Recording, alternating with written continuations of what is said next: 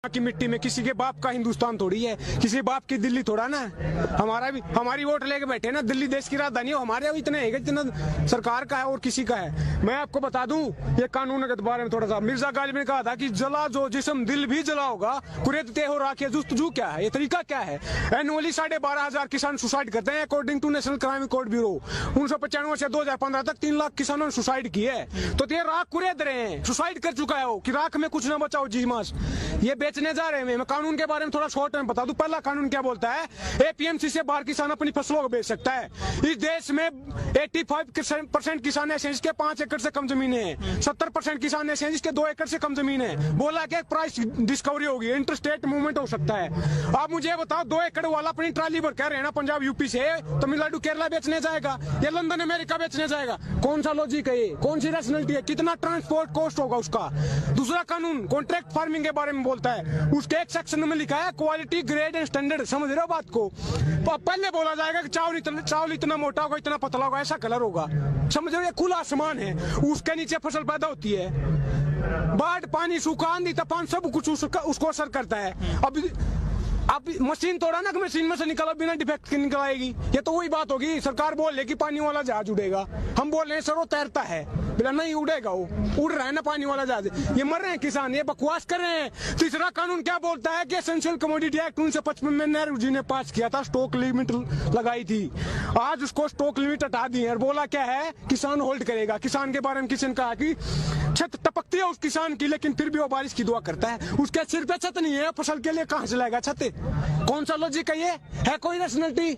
बकवास कर रहे हैं, जमीनें बेचने जा रहे हैं। मैं हरियाणा से हूँ, वहाँ पे सवाल का मुद्दा उठाते हैं। आप ये बताओ, हमारे पास जमीनें नहीं रहेंगे, पानी में डूब के मरना है क्या?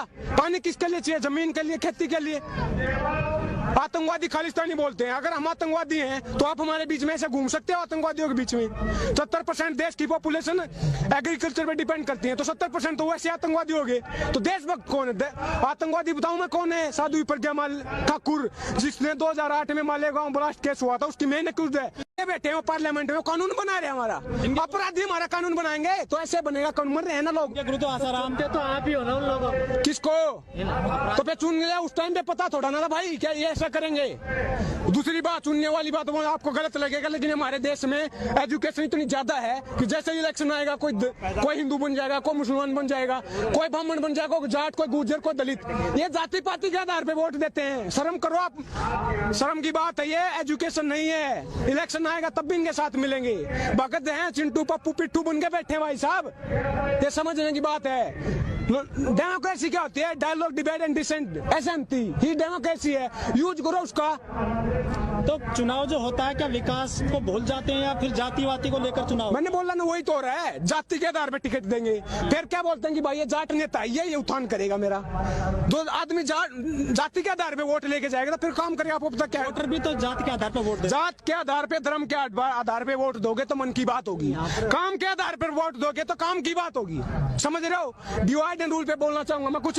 किसी ने, अंग्रेजों ने डिवाइड एंड रूल किया था, ये भी वही कर रहे हैं, हिंदू मुसलमान मंदिर मस्जिद करके, कि बांट दिया इस धरती को। क्या चांद सितारों का होगा? नदियों के कुछ नाम लिखे, बहती धारों का क्या होगा? शिव की गंगा भी पानी, यहाँ पे जमजम भी पानी है, मुल्ला भी पिए, पंडित भी पिए, पानी का मतलब क्या होगा? उन फिरका परस्तों से पूछो, क्या सूरज अलग बनाओगे?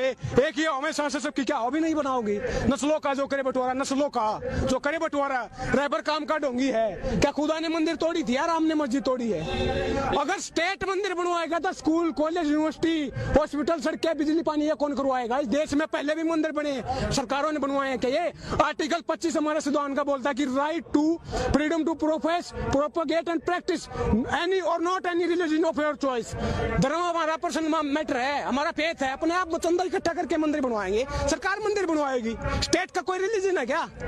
तो सबसे पहले तो चंदा राष्ट्रपति जी ने दिया है, तो राष्ट्रपति क्या हमारा ही है? कौन है वो? किसान है क्या वो? नहीं, हमसे बीच से गया क्या? कैसे राष्ट्रपति चुना जाता सबको पता है, सब उनका है। वो तो एक रबर स्टैंप है, सब रबर स्टैंप उठा के लगा दी। आप मुझे बता दो एक भी कानून पे जिसमें राष्ट्रपति ने डिसेंट का भी अड़े हो कि नहीं गलत है, ये सारे कानून पे मोहर लगा देते हैं। पिट्ठू होते हैं सरकारों के राष्ट्रपति। देश का पहला नागरिक, गलत बोल रहा हूँ लेकिन पिट्ठू है भाई। पिट्टू हैं। तो क्या आपको लग रहा है जनता को भी सुधरना चाहिए? ध्यान सुधरेगी कैसे? मेजी रेस्टोरेशन आया था 1860 के दशक में जापान में।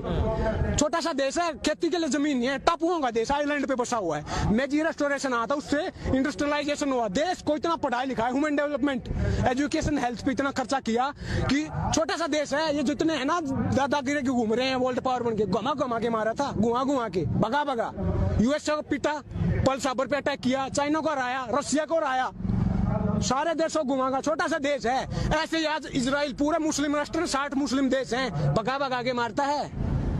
ये लड़ाई की बात नहीं है, रिवेंज की बात नहीं है, रिफॉर्म की बात है, ये रिवॉल्यूशनरी थिंकिंग की बात है, क्रांतिकारी की बात है। भगत सिंह ने जो वो फांसी हो रही थी ना, उनके वकील ने आके पूछा था आप देश को क्या संदेश देना चाहोगे? उन्होंने कहा था कि साम्राज्यवाद मुर्दाबाद, इनकलाब जिंदाबाद। आज मैं बोल रहा हूँ कि पूंजीवाद मुर्दाबाद, इनकलाब जिंदाबाद। मैं क्या बोल रहा हूँ? आप काम की बात कर लो यार, मन की बात क्यों करते हो? काम की बात क्यों नहीं करते? खेती किसानी की बात क्यों नहीं करते? रोजी रोटी, कपड़ा, मकान, शिक्षा, स्वास्थ्य, बिजली, पानी, सड़कें, इसकी बात क्यों नहीं करते? आप खामी बता रहे हैं सरकार के, लेकिन जो रामदेव जी वो कहते हैं कि मोदी जी के अलावा कोई दूसरा विकल्प नहीं है देश में। अरे सलवारी बाबा, लाला बाबा, क्या बात कर रहे हो? जो सलवार सूट पहन के भाग गया वो हमारी बात करेगा? अरे बिजनेसमैन है। आप मुझे